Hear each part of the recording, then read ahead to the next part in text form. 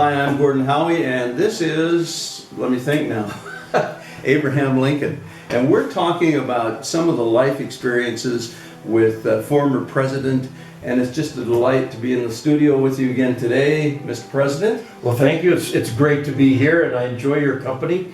You remind me of some of the young men I grew up with. We used to do something called jollification, where we basically just try to make each other laugh. And I haven't quite got over that, even though presidency was a pretty somber time.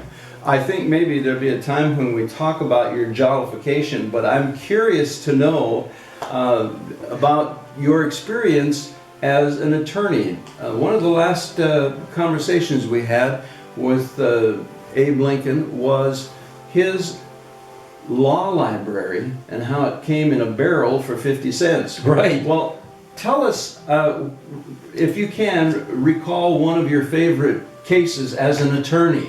Well, I hated to defend people I knew were guilty.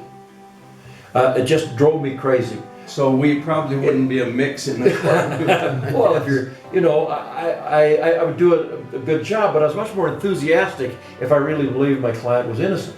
Well, we would travel around together. We had a big circuit. We'd go from one place to the other.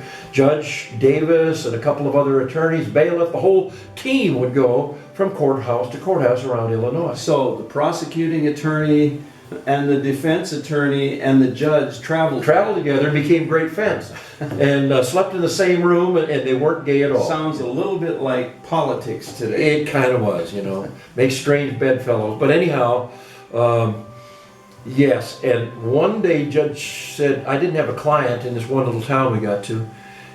He said, I got a fellow over here, I hate to say it, but he looks mighty guilty to me.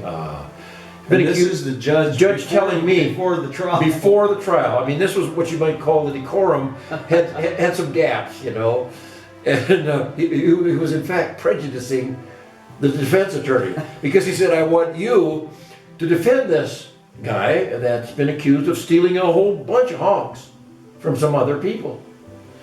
I said, well, they were a valuable commodity in that day. Very, tremendous valuable commodity, and the penalty was pretty severe. There's some states where you could get hung for any stealing of any livestock. Certainly horses, because they were so integral to motivation. But you could get 20 years for, you could get a tremendous sentence for stealing hogs. Especially if the judge had predetermined you were guilty. Right.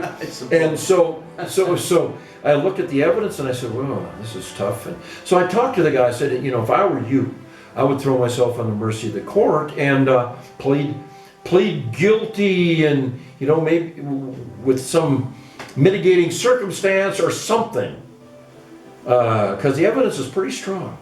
He said, no, Abe, I'm so proud of you. You're a famous lawyer. You're just unbelievable. Your reputation, you standing up for me gives me a real good shot. Just that alone. All you got to do is get right up there and start crying out to him about that thing called beyond a shadow of a doubt, or an inkling, or something like that. You just get up there and you go on and on about a shadow of a doubt, and I'll win for sure, because it's you. People, you're on the same, man. So I said, all right, but I think you're making a terrible mistake, son, I told him. So we got up there, and they got up there, and they had evidence and said, pretty sure it's him that stole the hogs from here and from there, and there's a lot of hogs gone missing, and you're the prime culprit for various kinds of circumstantial and some pretty strong evidence.